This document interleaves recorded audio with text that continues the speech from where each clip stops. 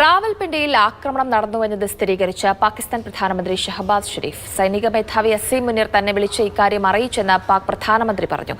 Nur Khan വ്യോമതാവളത്തിൽ India ballistic missile ആക്രമണം നടത്തിയെന്നും പാകിസ്ഥാന്റെ സ്ഥിരീകരണമുണ്ട്.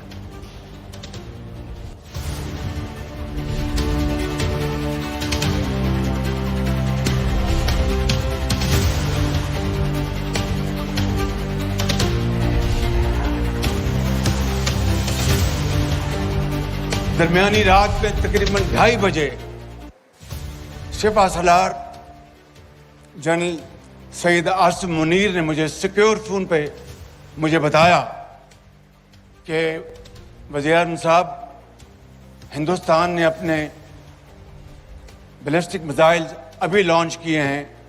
एक नूर खान एयरपोर्ट पे गिरा है और कुछ और दूसरे इलाकों में गिरे हैं.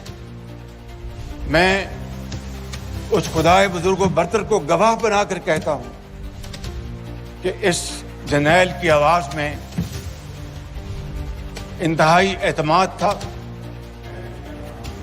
നമുക്കിപ്പം അർജുൻ ചേരുന്നുണ്ട്. അർജുൻ, ഇപ്പോഴിതാ റാവൽപിണ്ടിയിലടക്കം ആക്രമണം നടന്നുവെന്ന് പാക് പ്രധാനമന്ത്രി സ്ഥിരീകരിച്ചിരിക്കുകയാണ്. എന്തൊക്കെ കാര്യങ്ങളാണ് അദ്ദേഹം പറഞ്ഞത്? എന്തൊക്കെയാണ് വിവരങ്ങൾ? ജർഷി, റാവൽപിണ്ടിയിൽ, അതായത് പാകിസ്ഥാൻ കരസേനയുടെ ആസ്ഥാനമായിട്ടുള്ള മേഖലയിൽ തന്നെ ഇന്ത്യയുടെ ആക്രമണം ഉണ്ടായി എന്നുള്ള കാര്യം പാകിസ്ഥാൻ പ്രധാനമന്ത്രിയുടെ ഭാഗത്ത് നിന്ന് സ്ഥിരീകരണമായി വരികയാണ്. ഇപ്പോൾ പുലർച്ചെ 2:30, അതായത് മെയ് 10 പുലർച്ചെ 2:30 അദ്ദേഹത്തെ ആസിം മുനീർ, പാകിസ്ഥാന്റെ സൈനിക മേധാവിയാണ്, അദ്ദേഹം സെക്യൂർഡ് ലാൻഡ് ലൈനിൽ വിളിച്ച് ഉണർത്തി ഈ കാര്യം പറയുകയായിരുന്നു.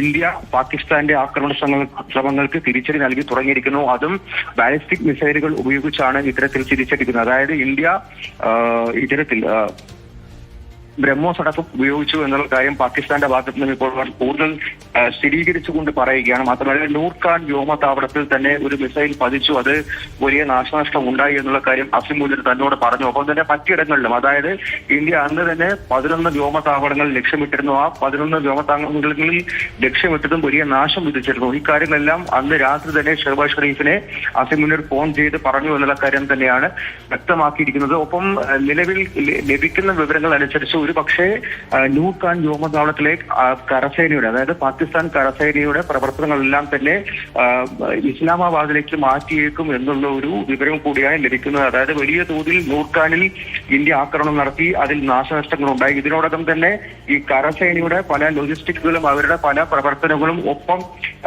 മറ്റ് പല സാധന സാമഗ്രികളും ഇസ്ലാമാബാദിലേക്ക് മാറ്റിയിട്ടുണ്ടെന്നും ഇനി കരസേനയുടെ ഹെഡ്ക്വാർട്ടേഴ്സ് അവിടെ നിന്നും പ്രവർത്തിക്കാൻ പോവുകയാണെന്നുള്ള തരത്തിലും പാകിസ്ഥാനിൽ നിന്നും ചില സൂചനകൾ ലഭിക്കുന്നുണ്ട്.